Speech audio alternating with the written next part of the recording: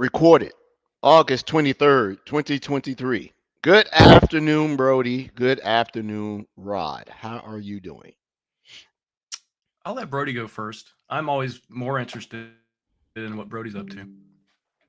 Brody said, give me 1 minute. There So we go. I can't join a Teams Oh, call and StreamYard at the same time. Go figure.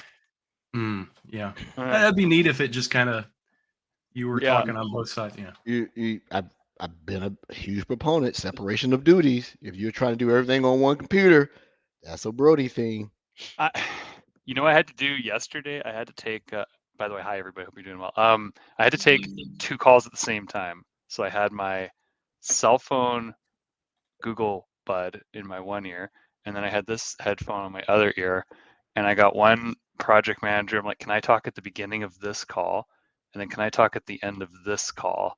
And then I had to use my ADHD powers to combine the listening streams and try to make sense of both calls while also contributing. It's quite challenging. I don't recommend it. That's how you become a good consultant. That's how you become an overworked consultant. Or a consultant that does one job and So one thing you'll learn, I'm old head now, is you learn to take the session of your brain and cache information. You have delayed response. So, yeah, both because you always have to seem like you contemplating what they're saying. Yes, right. Right. Yeah, that's Yeah. what I was doing. I was listening and actively preparing a response, something I always do. Yeah. But you look, even though you're working, it sounds like as hard as you have been over the last few weeks. You look rested for a change because you were haggard, man. Whatever project you were on, they were beating you and hanging you out dry and dragging you through the street. can you even talk about what you've done this week? That's No, it's still happening. So okay. I can't talk about it. I can't even talk about it till after. It's complicated. It's security. It's cybersecurity. I'm kicking out bad actors from things. Ooh, like Keanu Reeves. Yeah, like Yeah. Keanu Reeves. Yeah. Or the guy that Yeah. played Booger on Revenge of the Yeah, Nerds. there you go. Yeah, 100%. But thank you, Edward, for the compliment. Actually, I was sleeping better last week. But yeah, I've just been busy. It's been busy. Well, like something came up, so like I can't get into specifics, but it's basically like we're always busy, right? Like Microsoft Consulting in cybersecurity is always busy. Like there's no bench. I'm not like sitting around like, Tuesdays I got nothing to do, and Wednesdays I got 3 calls, and then Thursdays I'm golfing all day. It's like no, I'm busy every day, right? And then when your boss comes down, it's like, hey, we have this super important thing we need you to do. It's like, okay, can you put your other things on pause? I'm like, no, I can't. It's like, okay, we'll make it work. It's like, okay, well now I'm just going to operate at overcapacity Brody. So that's all. Just busy. That's consulting sometimes. Sometimes it's slow. Yeah. Sometimes I can't sneak out and go golf. This has not been one of those months, which is too bad because summer's short here in Canada. Sounds like that's part of your next evolution of Brody, figuring out how to delegate so you can go golf. Whenever possible, Rod, I will learn to delegate in golf. Yeah, but you know what? Actually, earlier in the summer, I did have more free time, and I thought I had my whole summer like planned out. And enjoy if you have downtime at work, enjoy it, and don't take it for granted. And if you get some time to go for a bike ride or a walk or take an early day, do it because you never know what your next week's going to be like, especially in cybersecurity. You don't, but I think we're all generally the same. People that work in cybersecurity or have worked in IT for any length of time. If you're idle, you feel like you're not doing anything worthy, and you make work for yourself sometimes, right? We call it. Yeah. I'm gonna go work in my lab. Yeah. I almost did that foolishness last night, and I stopped. Like, you're not gonna maintain this. You're gonna get frustrated. You're gonna look up, and it's gonna be 2:30 in the morning, right? So, but early in your career, you do it, and that speaks of the learning generation that changes, right? You had to get into it. Now you can get your job done in traditional workday within reason, right? Yeah. And still learn, have opportunity to improve and skill up. And the hardest thing I've had to do. Well, I'm sorry, Brody. Was that all? Because you only super. No, I'm agreeing with you. Keep going. Yeah, let's roll with it. Yep. The hardest thing, when you get a little bit more gray in your professional career, um, is how to unskill, how to let technologies that you don't necessarily use in your day to day sort of fade off, because we find ourselves still trying to stay abreast of stuff that I don't do anymore, right? Like I was sitting here pilling around in one, like virtualization, right? That's not my forte, but I was, Trevor got me all into this, this, he got me all hooked into this. Shout out to Trevor, listen of the show, support of the show, until this very compact compute unit that can run VMware and Linux and Procalis, I believe the name. I'm about to go buy me one. It is awesome. So, Trevor, I appreciate it. You're the cause of me staying up and working in the night when I shouldn't be. But I put your gift in the mail today. So Yeah, it'll open it slowly. There you go. get Not a someone else glitter to bomb. open it. Yeah. Yeah, someone else to delegate. Get a machine that goes over like Delegation. this and then opens it up and it moves it around, right? Um, Yeah. I'll go next because Rod didn't have anything. I was reading the announcement from I don't think he said that, but okay. yeah, yeah. I just care more about you. Okay, Rod. that's fair. Uh, yeah. There you go. All right. The new announcement about the certification, role certification, John Savalas talked about on his LinkedIn and all his social media stuff. Yeah. I stole one of your things. I'm sorry. No, you didn't steal it. No, I'm glad you brought that up. I'll let you have that one. I give another one. No. Okay. Go ahead. So check that out as you go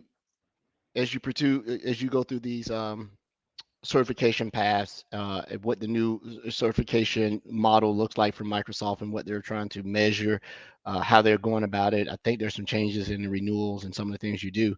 It sort of reminds me of the way Cisco did theirs years ago. I mean, when I say years ago, when they're, the pinnacle was CCIE and stuff like that. So that was good. The second thing is, there's a gentleman. His name is Samesh Yanis. I'll put his link to his LinkedIn post, and his topic is navigating Microsoft security and compliance product skill map, a guided journey for experts and beginners alike. One of the things that's most overwhelming is that, I ran into a buddy when I had to go to my sports medicine guy, and I see this from entry level and season. Where do I start? It's so much information, and nobody, especially if you have experience, wants to start from the beginning. That seems like, oh, I know that. I can, no, start at the beginning. I told him, I want to go take the 104 exam for Azure. I want to go take this exam. And I said, well, you haven't really did this in a while. How about you go take some of the fundamentals? MS 900, SC 900. What's the other 900, Rod? Can't think of it. AZ 900. Well, whatever. Yeah. And like, well, those are fundamentals. Don't let the title fool you. You don't know the buzzwords. When you go to take these exams, you need to know the rules of the game, right? And so, thanks, AZ 900. So start with the fundamentals. I know it's hard for seasoned professionals to do. It seems the professional ego gets in the way. I'm guilty of it. I had to go get a book out because I was trying to do some routing today with some BGP stuff, and I was like, I don't know what I'm doing. I've done this in years. So this gentleman, he talks about how to navigate the Microsoft security product line from a skilling perspective. So I'm just going to post it here. I know the link looks awful, but That's gross. Oh, what a ugly link. It's all right. I got it captured already. I'll grab it. All right, Rod will make it a nice link. No, I stopped doing that. Oh, why? Did you run out of letters in the alphabet to For reasons. reasons. Reasons. Were you getting charged for a redirect? What's going on, Rod? It's the reason. Well, I was paying for it personally anyway. But because I was so good at it, they wanted to charge me more. So they just charge you less because you're doing it in bulk. I'm going to create my own solution for that. So. Well, there you go. Okay. All right, sweet. That's it for me, guys. So net on this certification thing. So can I just read out the bullet points because I forgot to read this? Here's what you need to know. You will have access to everything in the learn.microsoft.com domain, except question and answers and your profile. Okay. Extra time will not be added. So I'm guessing that's still 120, 90 minutes, 90 minutes. So jump back for just a second. Oh, sorry. Before you read the bullets, the actual announcement is that there's now in the exams, there's a little button down at the bottom where you click Microsoft Learn for that specific topic, and it shows up in a little pane on the right-hand side in the exam software. Yeah, the idea is that as a use case, because I took AI 102 yesterday thinking, hey, this is going to be cool. I'm going to use this. I ended up not using it, but it was there. And it's pretty cool that the idea is that, as you go through an exam, sometimes you think Microsoft's trying to trick you on a question and you save it for later because you're like, I got to come back and think about that. Yeah. Well, then you can just use the docs to go, solidify your answer. Agreed. And that is highly prevalent if you're taking SANS GX certifications. They're open book. You will not pass, right? Because big shout out to Frank for coaching me, co-founder of the show, Frank Gembert. You have to create an index. Years ago, doing the CCIE written, it's short-term memorization, and that's not the real world. The real world is if I'm stuck on something, I pick up the phone and I call Brody, or I am Rod, or I text Andrew, or any of other people in the peers. So why should having to navigate a question and answer, with so much information, you're probably going to be more inclined to not pass, right? Because you get the reading, you get distracted. So it still measures a base level of competency. Because if you go down, basically them giving you the ability to look at the notes will send you down a rabbit hole you'll never get out of. And next thing you know, the time is gone. Well, right? and in the same respect, how many things these days do you actually know, right? It's like when I was a young person, I could memorize any girl's phone number. You give it to me once, I'm going to make sure that I have it so I'm able to call her. These days, I don't remember anything. These PowerShell commands, these scripts, the Python stuff, I either have a note somewhere or I leave it in the docs and I go look at the docs. And that's literally part of our process for doing our job these days is looking through the Learn docs. So that should be part of the exam. There's no version 1 or 2 of the cloud. I tell this to people all the time. It's constantly changing. As Merill is going to allude to, everything's changing. We're doing announcements all the time. Things are updating all the time. Yeah, there's inherent knowledge, right? But yeah, it shouldn't be. It's not a memorization thing. It should be an ability for you to solve the problem, or address the solution, and know which tools are available to you to use. Early in my day, when networking was my thing, a badge of honor, and you were a badass, I could look and subnet in my head. I can give you the exact CIDR, the range, how many hosts you had. Now I definitely got to go get the calculator, right, to do it. I can just look at it and tell you, there's your range, here's your broadcast address, here's how many hosts you're going to have, and now, and maybe it's because I don't do data center stuff like I used to anymore, but, Einstein had a quote, and it's still a quote, why would I cloud my brain up with stuff I can easily find in a book? That's one of his quotes. I like that. Can't burn your brain. Yeah, that's fair. Mm-hmm. Mm-hmm. Rod, okay, so Rod, you never used the button, but what this reminds me of is in AZ, we say Z up north, you're welcome, 101 or 102 and 103, they used to be separate, and then they eventually merged them into 104. Yeah. But in those exams, you had to do a VM lab, and you had to actually set up a VM and configure an NSG or configure a resource group, and it would cut you over to like the Azure portal. But the crappy part was that the timer disappeared when that happened. And so you're over in here in isolated browser land, and you're like, and then all of a sudden you're like, okay, I think I got it. Then you cut back over into question land, and it's like, hey, you've got 23 minutes, get your shit together, because you're almost out of time. So hopefully when we're in isolated browser land looking up information using learn.microsoft.com in future exams, that at least gives you the timer. At least have the timer always available, so I know, like, okay, Brody, you spent 10 minutes on this thing. You got to make a call. You got to just pick an answer and go. Like, you can't be spending all this time on it. That's my only hope. I don't know if anyone has an experience with this yet. It sounds like it went live yesterday, according to the article. Yeah, go Quick ahead. question: Was the mark and come back later taken away? I haven't taken an exam. No, it's still there. You can set things up. You go through the different sections of exam.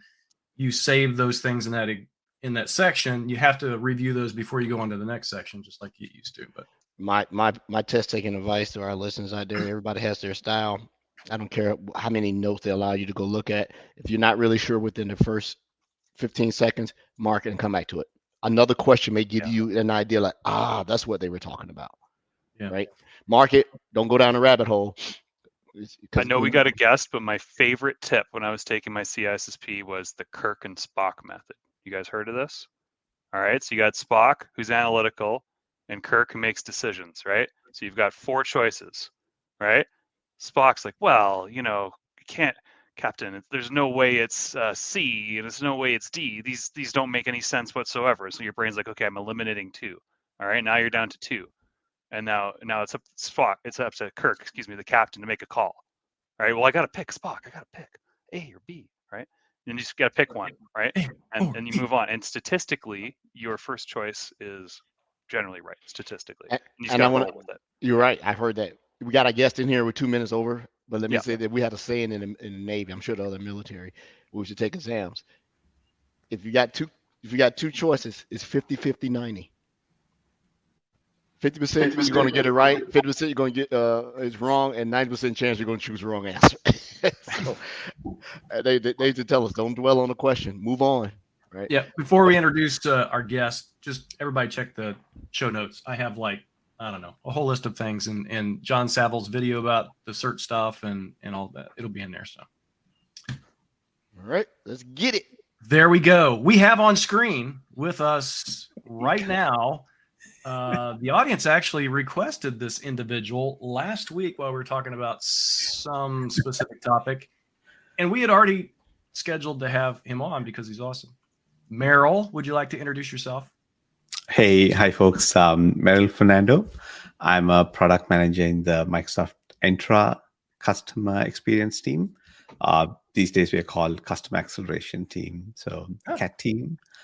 So my day job is to help some of our largest customers implement and deploy Microsoft Entra. I work with a few customers in Melbourne, Australia. That's one part of my job. And we basically drive feedback into the product because we are 100% customer driven, and we work on customer driven priorities over on the Entra side of things. Welcome to the show.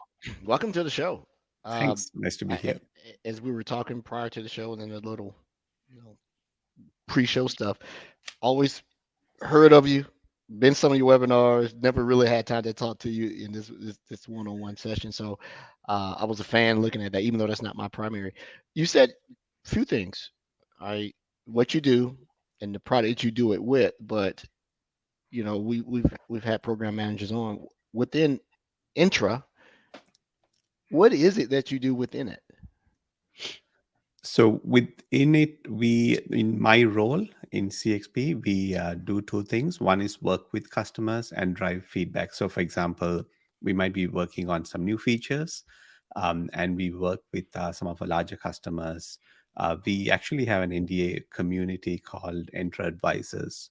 And if your org has an NDA with us, you can join that, where we share some of the upcoming things. So even before we announce it as public preview, it's sort of a group of MVPs and folks who can know about things early and keep secrets. So we talk to them about new features, even sometimes before we start building them, and we ask for feedback on, is this the right direction, and so on. So the featured PMs, etc., can get early feedback. So that's sort of the customer-centric way we drive things. And as part of my role, I also work with specific BUs because Entra is huge, as most people might be discovering. So I work closely with the graph side and the PowerShell side of the house. I work closely with one of the feature PMs on bringing customer feedback to them on specifically that. I'm not an identity guru like Brody is. You said something. You said um, identity, and I think sometimes I we talked about this a few shows back. I associate Entra with the old moniker Azure Active Directory. Are you saying is it encompassing of Active Directory now? Because you said Active Directory, I believe. Yes. Okay. So Yeah. Okay. The terms are changing and becoming into you. I don't care. Is he talking about Well, I cloud? mean, what is it this week? Is it Defender for Entra, or is it what is it? Be- Sorry, you Brody know, has his if it hand was raised. I don't know why, but straight up, if it was 3 years ago, and we made the Entra name change, then I think people would have been like, okay, great. But now everyone's gotten used to Azure Active Directory versus Active Directory. I do like the name. I like the whole Entra family naming. But it's just funny now because now because all of us tech heads, we're typing AD and AAD, and we're acronyming everything, and now we got to switch it up. And I'm being that guy on my project. I'm like, oh, you mean Entra ID? And everyone's like, yes, Brody, of course, we mean Entra. I just like trolling them a little bit, but so I like it personally, but I get that it can be fun. Merill, I'm sure you're dealing with this. well, it'll Mary, take time. you're dealing with customers all the time, right? So okay, big question. How did customers react to the Azure Active Directory Entra ID? I don't know. What do you want to call it? Just rebranding, I guess, is the best way to. Yeah, surprisingly, the folks I work with are sort of folks who manage, 80,000, 100,000, 200,000 seats, and like their role is just working in identity. They actually like this because it gives them, it's a niche, right? So now you have a product like Entra, and it's not just identity because their role is so important as part of the organization. And people think it's just a directory service, like they're just looking after users and groups, and like what's in that. uh, but now it is a whole umbrella, like you really understand the breadth of the product and what their role is in the organization. And we're expanding into sort of the whole SSE side of things with the zero trust and so on. So and all of that comes down to the conditional access policies that basically are the gateway to everything in the organization. So they play a critical role. So the folks I speak with, yes, they see the name change, but they also see that the future growth of, like, even for their own careers in terms of what this means for them. It's not just a small sliver called identity. It's identity is becoming like the central control plane for the entire organization. So they're at the front of the door, keeping bad folks out. Well, and I think in that respect, in some ways, I don't, people that are kind of outside the Microsoft circle or whatever, the little family circle, customers and things, they don't realize by giving AD or whatever Entra its own name, it shows commitment to that product line and that product. So they're going to get their own budget, they're going to get their own everything. So there is a huge commitment behind it, and that's what that shows, I think. Absolutely. And even for me, I started Entra.News. Like before that, I could have said AAD.news and like it wouldn't have been that catchy, right? And it shows in terms of like there is sort of that North Star of, everything that it encompasses. With Entra and the different aspects of the capabilities, you said something that made me actually go back and start at the fundamentals, that conditional access is so pivotal now, right? Almost everything you're doing it's conditional, can be synonymous with scenario, right? Scenario access, like who, what, when, where, why, and how. Yes. In that development, do you work with a lot of that development of the idea, the technology, the use cases around conditional access? Yes. So in my day jobs, I'm part of a few different business units. So I mentioned Graph and PowerShell is one thing. Right now, I'm also working on, like, you might think of conditional access as like one small thing, but there's like an army of folks working on each different toggle that you see. Like, we've simplified it a lot, made it really simple, and that's one reason people love conditional access.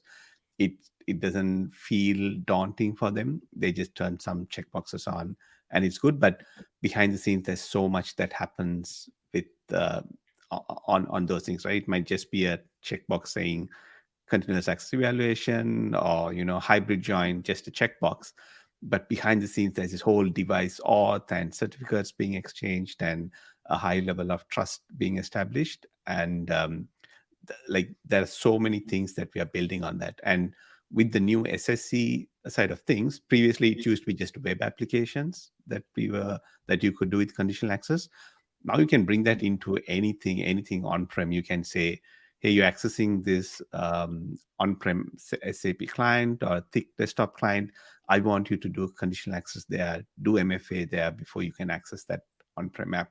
So now you bring that control plane right down to that person's desktop, and you can decide what they do there. So that's it's just going to grow bigger and bigger over the So many years to come. if 6 months down the line, I hear this big announcement, Microsoft is proud to present scenario-based access. Better get some credit. Right? Scenario-based access, because that's the thing. A condition does not necessarily be a scenario. Scenario can include conditions, but condition can't necessarily include a scenario. Whatever, you know what I mean. But anyway, go ahead, Brody. Merill, you like that? I'm put up my hand. You like that? I do. I really like that. I think a huge recent announcement for the Microsoft Entra family is the network access capabilities, Entra Internet Access and Entra Private Access. These were areas that Microsoft didn't have a hat in Microsoft did not play in that sandbox, let's say, right? In SASE, et cetera. Can you just give our listeners and viewers if you know, a quick overview of what those are and how important that is into the overall scheme of our identity platform? Yes, yeah. So it falls under this umbrella called, it's Microsoft Secure Service Edge, so SSE. So we basically bring in control to all of the services that run on the edge, things that run on your desktop. So there are two big umbrellas of the service. One is private access and the other one is internet access. So while we want people to all move to the cloud, move apps to the cloud, there's always going to be workloads that you have that are tied to the on-prem world, things that are never exposed to the internet, that you need people to access. And they could be thick desktop clients, they could be internal web applications, but you need people to access them, for example, over the internet, etc. They might be sitting at home, but still be able to access those applications. So Entra Private Access allows you to have your devices and users from anywhere in the world connect back into on-prem to those applications, but it's not sort of like a VPN that you deploy. You can think of it like a cloud-based VPN. But what's unique to Microsoft is we bring all of this and tie it into identity as that main control plane. It's not just you sign in and then you're connected directly to some application that you have on-prem. You can, in conditional access, see every single of those internal applications. If you want to, you can, target separate applications, maybe your RDP to servers. Maybe you are talking about a thick desktop client that you need to expose over the internet. Without opening out to the wide internet, you can bring Entra Private Access to giving that access and apply all of what you get with Azure, Azure AD and conditional access. You can apply that. So that is private access. And with internet access, you can do the same sort of thing, but to applications that are hosted in the cloud, like your Salesforce and SAP and other applications in the cloud. Security teams want to know how they're accessing and want to make sure that it's only coming from trusted devices that they manage. So the Entra Internet Access allows you to access those applications in a secure way and have, again, all of those conditional access policies and the control that admins have being applied through them. So those are the two things. As part of Internet Access, there is one specifically for M365 access that we have. And we know there are already solutions like Global Protect and Zscaler, Netscope, etc. What we can do uniquely with Microsoft 365 traffic is you don't need to now send your M365 traffic to another place and then have that come to Azure. Like there are lots of hops happening, right? So with M365, we built it to run side by side. So if you're already having something deployed, you can still route M365 traffic straight through us, and it comes into our data centers, right? So that way you avoid that hop of going to some other cloud VPN and then coming back. You can route it directly and you get the same visibility that you get before. So that's going to be a way that a lot of folks are going to start Nice. using. And just building on that, I have seen the scenario that you're talking about where it redirects and the redirect breaks, and now the users can't get to their end result, and everybody hates it. And I'm not trying to pick on any one vendor or whatever, and I'm not perfect. I don't set these things up regularly, but it's great that you're stressing how that's supposed to be seamless, right? And behind the scenes, Yes. that helps the user experience while still being in a more secure place. Thank you. Exactly, because people are saying like, "Hey, Teams is slow. I can't sign in," and you have these various things being thrown at like the end users, and they're having this experience which could be much better because that traffic is anyway coming into our Azure, into our data centers anyway. Like, so we want it to come straight to us, then go through multiple hops, degrade the user experience before it comes. I have a question, and it may just show my knowledge of the evolution of the services. It's antiquated. How does this either start the deprecation, if it does, of Azure Active Directory domain services or Entra domain services? Is that something with that route through direct to sort of move that way? Because I actually was working with a customer and they had domain controllers running in Azure. And so how does that affect that, or is that not related at all? It's not related. So Entra domain services that we run in the cloud, which is sort of like a managed version of Active Directory, it's meant for a specific use case where you want to lift and shift servers to the cloud, and those servers and apps only know how to talk to a domain controller. They only know NTLM, and so those sorts of legacy workloads. So what we do there is you can just bring it up to the cloud. The domain service is actually sort of a reflection of your Azure AD. So any objects you have in Azure AD, we send it into that Active Directory domain services instance in the cloud. It's sort of like a mirror of that. But your apps can, it was more meant for lift and shift, because our story has always been modernize your application, introduce SAML, better OAuth, modernize your app, bring it to the future, like stop relying on Kerberos and NTLM and all those old school things. But that future, like that's what we've always pushed, and that's why we didn't do any of the other things for a while, because we want to get there. But as we get to the last few stages, and everyone who could modernize already did a lot of their modernization projects, they moved their apps and so on. But they're always apps, legacy apps, where there are no devs anymore on those apps, and you still need to use them.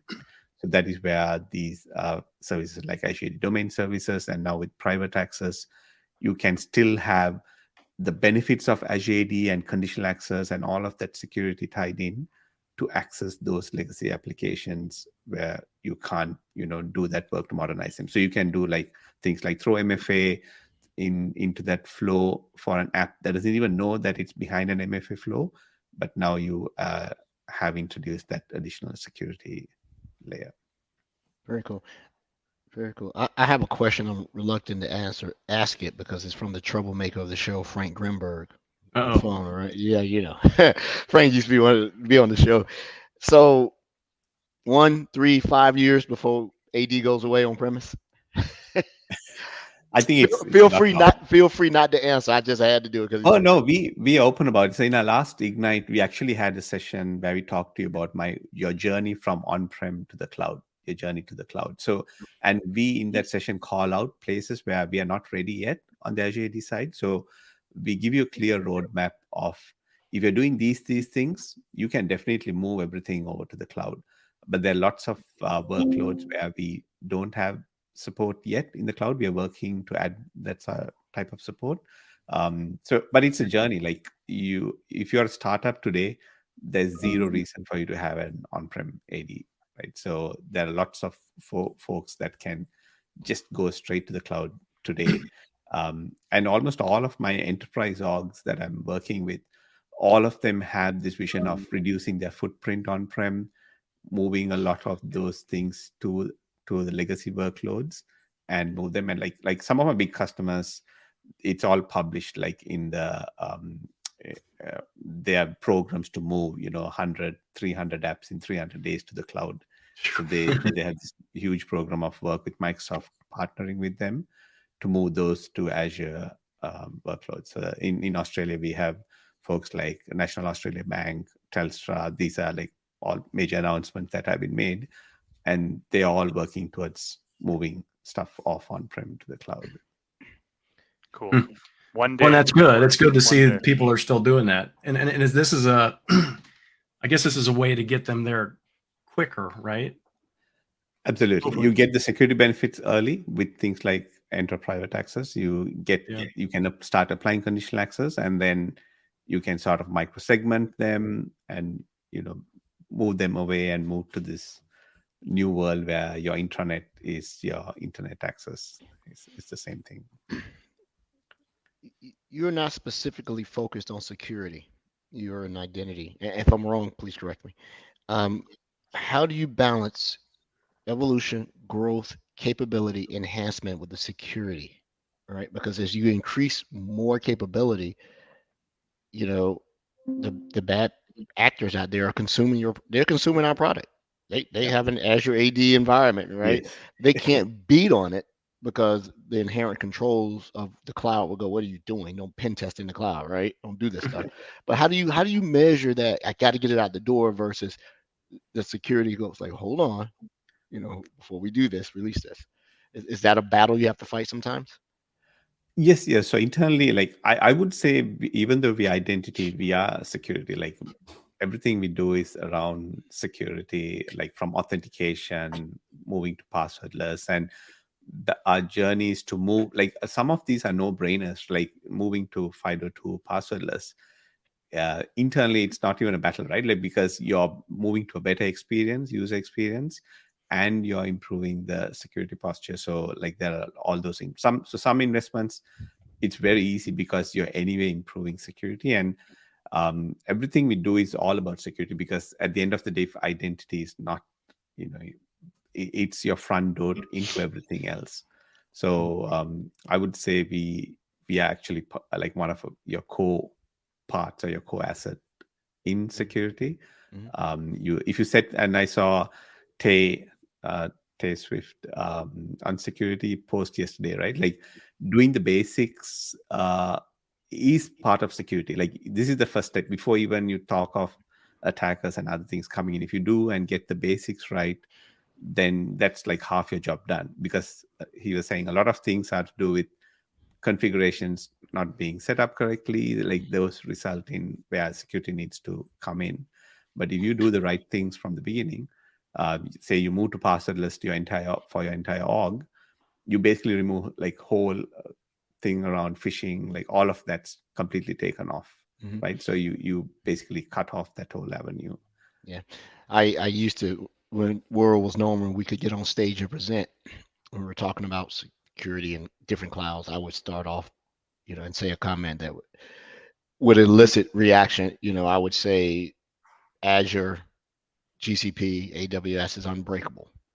And people like, what's boo hiss? I said, until you start putting identities and workloads in it. Then you got a problem, right? After that. And it's interesting to see how this has changed and be part of it. I've been doing this a long time to see this. But long time. Yeah. We do have a couple of questions, and I'd like to go ahead and make a show adjustment to all our listeners. We're going to make this official. When questions are asked, do like Trevor, put question in it so it flags our eye and we see it, because I'm missing some of them. They're actually a question. I'll read the one from Trevor. How would someone learn more about Entra? What does that person recommend? How to support it, implement it, troubleshoot, or new? So outside of the things we talked about at the beginning of the show, the learning path, how would you recommend somebody start here? Right? Because I don't see a Entra ninja training like the Defenders. Well, there is, but pieces of it. Okay. And kind of add to that question a little bit. If you look at the Entra product family, we've only talked about a couple pieces of that today, right? There's ID, governance, external ID, verify, all this stuff. And so yeah, where do you find that? Because I'm actually interested in that myself. Other than your blog, but which you can absolutely promote here. Yeah, and it will be in the show notes. Yes. Yes, yeah. So I do like we have Microsoft Learn courses on identity and the SC. The like I would say the course for the certification exam is a good place to start because it gives you like a broad overview of things. Right now they're working through and adding the new products in there. I think they So renamed it recently too. It's the yes, what is it? The SC400? Is that what it is? 300. 300. 300. Yeah. Great exam. So Passed it it's first time, not a big deal. But yes, Merill, go ahead. Yeah. yeah. So I like for me, I've seen that cover the breadth of things. It doesn't go like into too much detail, but it's hard to go in one bite into like all that level of detail. But it gives you a good overview of all of the different parts of Entra, Azure AD, from ID protection, identity governance, conditional access, devices, groups. So it covers that broad breadth. I would say if you're new, starting there is a really good place to start. And the Microsoft Learn course, like I actually took the Microsoft Learn course before I did the certification myself, and it was really good. It covered everything, so that's a good place for someone who's like completely new and starting off.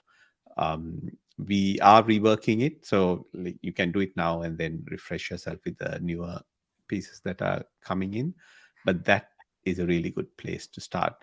In terms of new things happening, there is always new stuff happening. But if you we have our ID blogs and like our big showcase features, we post them on our identity blogs. If you go to ak.ms/identity blog, that gives you that's our product team publish all of the new features. Like there's one today where we talk about user provisioning APIs. It's game changer for a lot of the HR workloads and so on. Previously, we used to only support like Workday, and we used to partner with different HR products. But now we've opened up an API so anyone can build their own thing. Consultants can craft their own thing from, like, if you have on-prem stuff coming in, you can do so. Like all the announcements, the major ones at least, you will find them there. There might be smaller ones that might just slip through the radar. We launched as a preview, public preview, and so on. But that's where I'm trying to bring with my newsletter, try to highlight some of like those things which are not like flagship features, but would be really useful for folks to learn and know about. Talk about your newsletter there for a second too, because I think that's kind of a new resource, but absolutely super valuable. Yes, so I've been a fan of this newsletter called Hacker News. I don't know how many of you subscribe to it. So I've been like, it's sort of one ritual I do every week. I go through that, and I really love that format because it was just a bunch of links. Like there might be some titles for the link, and there's usually a comment section, which is good there. So I think it's like Y Combinator, like something to do with that one. But every week, lots of different topics, and it was just very like concise list of links. So I would go through that, scan it. If it interested me, I'll click and learn about it.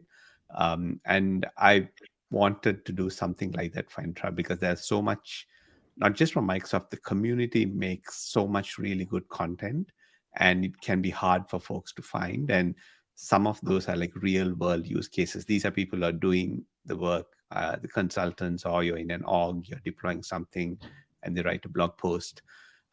There's a lot, like I learn a lot from them, right? Like we build the product feature, but then we learn how it's used, and there's a lot we can learn from that. So and I've been reading all of this, and then I used to tell my colleagues, hey, this about this post and that post, and I realized like not everyone gets to see all of that. So I just became a habit where now at the end of the week, I just put them all together and send them out in a newsletter. So it's just a list of links.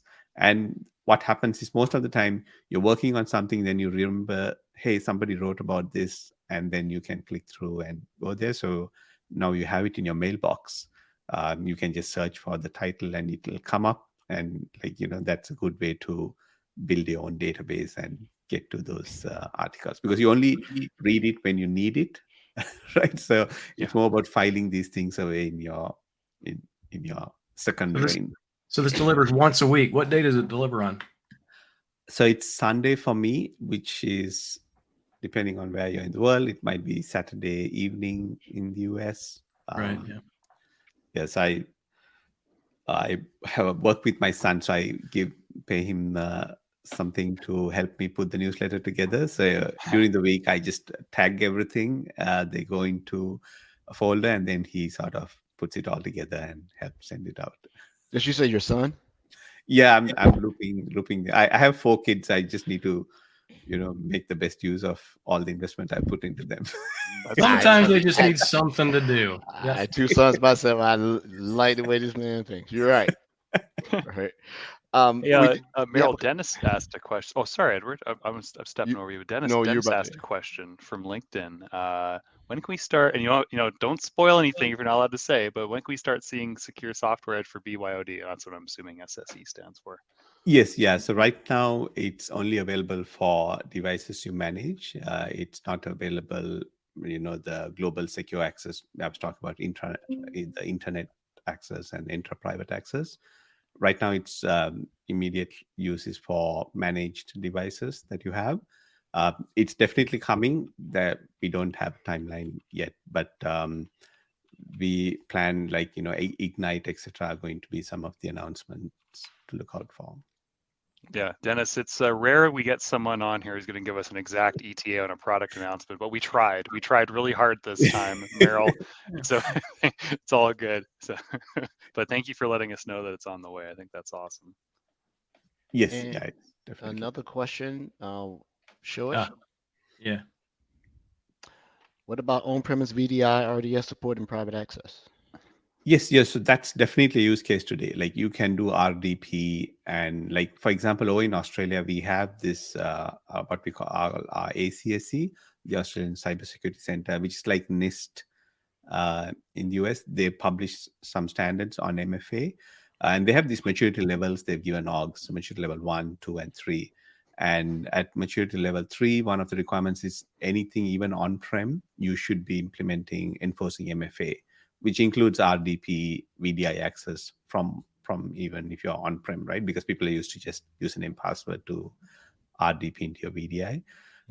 And Entra with private access, you can bring in that conditional access policy to those workloads. So that's the neat thing, right? Without having support there. Now, RDP, we've added support for MFA into RDP. If you are having a VM in Azure, you can actually enforce that today.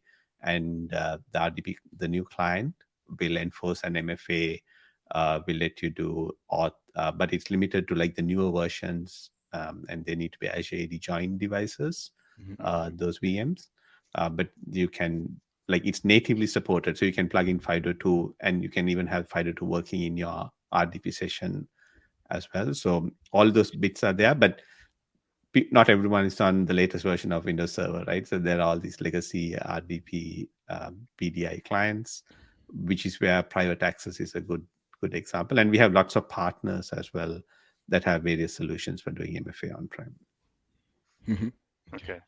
Sounds good, Merill. Dennis still loving his answer there. I love this because we're enhancing RDP legacy protocol, legacy system, an excellent attack surface when used in the wrong situations. It sounds like we can put a lot of guardrails around this now with some of these capabilities that you're talking about to allow people to still remotely manage the way we all used to, but without as much of the risk as before, I would say. Yes, yeah, bringing all these modern protocols like WebAuth and FIDO2 support, having all of that's because it's a frequent vector, right, of attack for coming in once you're into RDP into things. So this definitely helps in that fight. Another question from our listeners, Private Tomsky. Is there anything you can... Pirate Tomsky, by the way. You have to read it in pirate voice. Pirate Tomsky. What about that? Is there anything you can tell us, Swami, about the future of SSC and MDFFCA. There you go. Why you think I put it here so people can read it? Brody, I don't like you making fun of me. I'm not making fun of you. I'm laughing with you. No, you're not. Like, You're right. We're laughing So together. When we say MD, I might be dumb here. So is it Microsoft Defender for Cloud Apps? Is that? Yes, it is. Yeah, I can. Okay. I know most of the acronyms. Yeah. or the wrong acronyms that and other people use. and, Yeah. and the fact that Johnny Depp here put the whole letters out. This MDA. Well, you almost read it as MF. So. And the show gets banned. Gets an E Yeah. rating, right? That's why I stopped you. Yeah, so there's lots of stuff happening. So I can't talk about anything specific, but there are lots of integrations with because it's just a new product SKU. It's not even GA yet, right? It's in public preview at the moment, but there are lots of integrations with a lot of the Defender family, not just Microsoft Defender for Cloud Apps, all the other sorts of Defender suites coming in, and things like tenant restrictions. We are working on tenant restriction V2 as well. So if someone takes your token out of the device, plays it out somewhere else, there are all these protections that are being built into that flow. So going back to earlier just a little bit, I mentioned when things get rebranded or tools or products get merged together under a certain banner or team, there's different reasons. One of those also is from a competitive perspective. Now, this is kind of a competitive field, isn't it? All this ID stuff, right? Identity. Yes, yeah, it is very, very competitive. If you go to Gartner, the Gartner research, you'll see all of the different vendors in that flow. Yeah. Forrester, I was thinking about the report. Was it last year? Maybe it was earlier this year. Vasu, actually, she has her name attached to some blog post that says that Entra supplies like 240% return value, right? The ROI. Yes. So this is a huge market. So when I initially thought about Entra, even before we started talking about rebranding Azure Active Directory, I thought this was a great area. I didn't really, to be honest, care for the name, but I thought this was a defined area that we could actually do something in. Do you think with the enhancements in the roadmap Entra will introduce another directory SKU level where we have P1, P2, P3, or are we going to maintain P1 or P2 on that? You think it's going to affect the way licensing, or is it the P2 will be just so encompassing? It still comes down to buying and licensing. You think it's going to expand the offering at all? Now you're trying to put me in trouble. I totally guessed on this. Do not ask it. You gotta do that. Okay. But obviously we've already announced new SKUs. So ID governance, there's P2, but there's a new ID governance SKU that's been announced, which you would do the advanced governance side of things and so on. But I would leave the licensing stuff to my product. That's a smart person right there. Yes. Never talk licensing, especially for something that's recorded, right? Because it could change tomorrow. Yes. Yeah, absolutely. And if you want, we'll edit this out as we see it live, right? You're starting to see these conversations come up from customers. So this is necessarily wasn't from a show or a guest of the show. Customers are, speculating, rumor mongering. There's going to be an E7 coming out soon, right? You'll go from E5 to E7. So rumor mongering, right? Yeah. What I would say is my challenge in my day job is getting folks to use what they've already paid for. That's my the biggest challenge. You have P1, you have P2, make the best use of that, right? That's my day job.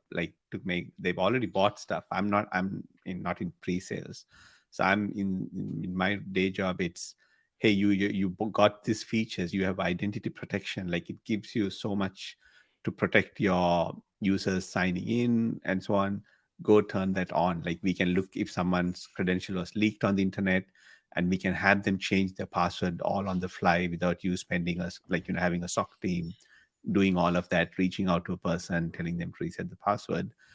Just turn on the CA policy; it does all the work for you. So, uh, I would say that's the key thing, to make use of what you already have today, because a lot of folks still don't do that. They don't make the best use of Mm-hmm. what Yeah, We they have a and lot already of partners. We have a lot of partners. That's how they make their money. It's just, in fact, we had Matt Sosman on a couple weeks ago. He was talking about yeah. how he helps partners. They learn that to go into customers, identify the things that they're not using, and help them use it, because they're literally wasting money by not doing so. Absolutely, yes, like that. And but I consider myself lucky, because that's what I do. I'm not there to sell anything to my customer. I'm there to tell them, hey, like, you are not using this. Yeah. These are all the benefits, and trying to get folks to use that. And part of my social things that I post is related to that, because I can reach out to my customers. What I noticed is, like, there's a lot of folks who don't really know some of these things, so I can make these short tweets and pictures and visuals that sort of convey that idea and help them get into using those things. So I think we hit on it a little bit, but I don't think we really said it. And I'll say it. I was going to ask you, Merill, why is it so important? Why is Entra so important? And we talked about security a little bit too, but quite honestly, unless you have these IDs and profiles in control from a security perspective, you literally have no control over security in your entire organization. Exactly. Yes. Yeah. This Like, is the entryway to security. yeah, and that's the name, right? We came up with Yeah. the name. It's Entra. Like, it's your gateway. We don't want to block you, but we only want to let the right people in. And from an organization security perspective, um, Alex Weinert, who's our VP in security, he says that identity is the control plane. Like, Mm-hmm. it used to be firewalls and all of that, but now with everyone working remotely and so on, you just can't bring everyone in, or it was just too open, right? They connect to a VPN and then suddenly have access to everything. But now with identity as a control plane, you can go into those granular, you can come up with your policies to say who needs to access what and when they should be accessing that. And once they have no need for that, they can be taken off, which is what Entra Permissions Management does. It goes and looks at your AWS, your Azure, your Google Cloud, the whole workloads, and says, hey, this person has this permission, but he's not using this at all. He hasn't used it. He's overprivileged. Let's go and remove that access. So we are covering all of that with Entra. And there's so many other questions, because you know I could we could make 2 additional shows with these 2 questions I'm about to ask. How's this affecting the evolution of B2B and B2C? When those organizations would be a question that could be a show. And number Yes. 2 is the thing that everybody's talking about, the new shiny machine learning and AI. I have to imagine some form or fashion you have to address this, because if you don't, it's going to give you fits. Because when is a bot is so good that it looks like a human, right? The way it interacts and does everything. So how to detect that type of operation, and we don't have to on the show. I love that if that's going to be a something that you want to perhaps talk about and come on, we can make that a dedicated topic or handle both of them actually. But when you look at these models around how businesses work and external identities and stuff, that's a whole can of worms, isn't it? Mhm. Yes, yeah, and that's one where it goes 2 ways. Like, we want to make it easier for folks to collaborate, because any serious or large org ends up with multiple tenants. So they either acquire another organization and so on. So you end up with folks having to collaborate across 2 different tenants, 2 M365 Mm. teams, SharePoint sites, and so on. So we've established this multi-tenant organization. There's a whole council. We have brought in customers as well into that forum. I think they opened it out and there's so much feedback. So they've sort of locked it in for the moment, but they're working because they're working on improving, reducing the friction for people to communicate across those borders. But that at the same time, that's an avenue that someone can use to get into an organization as well. So that's one where you need to draw the line. So we are giving the access to the admins to control where they want that scale to be. Is it an org that they trust a lot? Then they can move that scale and say, people can come in, go out. You can even sync identities between these tenants, because it's either a company that I own and I know who the admins are, I'm paying for them, they're all part of the same crew, versus it's an external vendor or partner tenant that's coming in. So I'm going to tighten the screws on what they can do, what they can see, and so Yeah. on. So there's no one rule that fits all organizations. So we are basically giving a lot more control to all the admins to decide what they want to do at a per tenant level. So that's on the whole multi-tenant. And yeah, it's a huge area, because it's not just identity then. There's a whole Microsoft 365 side of things. There's Teams, there's SharePoint. How do you collaborate with people in different tenants? So that piece is a larger piece of work, because we work closely with all of Microsoft 365 to help bring those stories together. And then it also has, vendor products, like you have Salesforce instances, success factors instances. How can people access their training? They're part of the child dog. How can they access the training in the success factor instance, and so on? So that's an area that we are heavily investing in, and lots of pieces are coming together. Like, it's been a long journey on that, where we are trying to reduce all these paper cuts, we call them, like all the Yeah. friction points. Yeah. And customers are very ingenious and have that ingenuity, because one customer said, I just keep it basic until the actual product in itself has the intelligence to do this. When he's working with external customers, regardless of how active they are, he expires their external identities every 90 days. You have to go back and do everything. I'm like, and he said, I found out who's not using it, who's overprivileged. He said, I don't know if that person that I partner with had that person as a contract who's no longer there, so I cannot have this identity active for perpetuity. So he expires their accounts every 90 days. And I know it makes some people upset. Like, I gotta go. So you'll get over Because it. he has to keep his tenant healthy, right? And this is a feature like in Azure ADP and Azure AD Entra P2, you can enable the access reviews and you're done. Then it just keeps happening on its own, sends reminders out to the guests. They either say they want it or not, and someone gets the workflow to approve it. Like, it's such an easy feature to turn on, and you end up with a healthy tenant. Now you And just have to expect people to actually look at it. well, he has a team that did it. That's exactly what he was doing, sir. Exactly. Yeah. And it does reduce the way we built it is to make it easy. That's why we are very different when it comes to like other products that do access reviews, where you just get a bunch of things. So we actually look at, hey, this person hasn't even signed in, and we give the person who's doing the review, like, we give recommendations and say, he hasn't signed in 2 months or 3 months, just remove them. At other times, it goes to the vendor, to the partner who has come in, to the user, and they can opt in or out. So by the time it comes to the person doing the review, they have a lot of information. It's not just a blank list of names and approve or reject. There are also suggestions for them saying, we don't think you should be giving these people access anymore because they opted out or they're not signed in the last 30, 90 days. And for his org, it's not to the point where it's onerous for him to do it, but he also has that particular process tied into his ITSM. It generates a ticket, and you just don't get to go close a ticket with no comments. All right, so he's tracking what his team is doing, and it's not pushback, and because the renewals are not, every day, it's a reasonable amount of time, right? But sir, this has been super informative. I'll admit something. I'm sort of intimidated by the whole security, compliance, and identity. Is so much. I do the easy stuff. I do threat detection and analysis. I was a Sentinel GBB for a while. I'll do something different now. But it is massive with identity and what's going on with it. So I don't envy your job at all. When I first applied for the role, I was like, my manager then who was hiring me, he said, like, we have this role. I was like, what's Azure? Like, Azure AD is just users and groups. What's so much of work to do?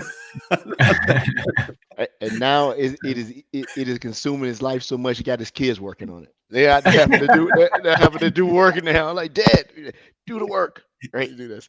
Well, sir, thank you so much. I taking time, with the time differentials to come on. You have any closing comments? Feel free and let our users know. I think we posted enough information how to find you. If you're listening to the show and you're not following this gentleman, you're wrong. Don't be wrong. Be right. Okay. So, I think that's it. One of the Cool. best Yeah, things you guys think. I didn't even notice time go by, but yeah, that's it's been really good to talk just about Entra, and this is I think one of the reasons we did the rebranding, right? We are talking about Entra today. If it was Azure AD, would you have have us People like, talking here? and you're right. The name change elicits curiosity, and they want to hear it because if you just say, "Oh, we having the program manager for Azure AD," Yeah. it's been so normalized. But oh, it's just Azure AD. I know Azure AD. It's fine. But to say Entra and what all the announcement, this validates. I need to pay attention to this, right? Yes. If you're CIO, CISOs out there, and identity is not one of the top pivot and security vectors that you need to be looking at, you're wrong. Don't be wrong. Be right. Yeah. Well, and if you're working in any other area of security within an organization, you know where to point fingers if the identity is not up to snuff. Yeah. Well, thank you, sir, so much. You're welcome to come on at any time that you want, schedule permitting. We would like to think we're your friends of the show. So if you got any tidbits, tell us first so we can put it out there. We can do that. Yes, absolutely. All right. And thanks Appreciate so much it. for all the comments as well. Everyone's been posting. It's good to see those. And when I'm down under, I'll look you up. I promise. Oh yes, absolutely. Promise. We can do a 5K run. 5K, and you'll have to take a selfie, and we'll post it to the show. Well, I'll do it. Thanks everyone for listening to the show. Same time next week, I believe, Roderick. Absolutely. And we'll have another outstanding guest, and we look forward to it. Thanks everyone. I believe it's Angelica, or what? Angelica. Talking about Sentinel and ChatGPT, and Yep, Sentinel, ChatGPT. Thanks everyone. Have a good night. Have a great week.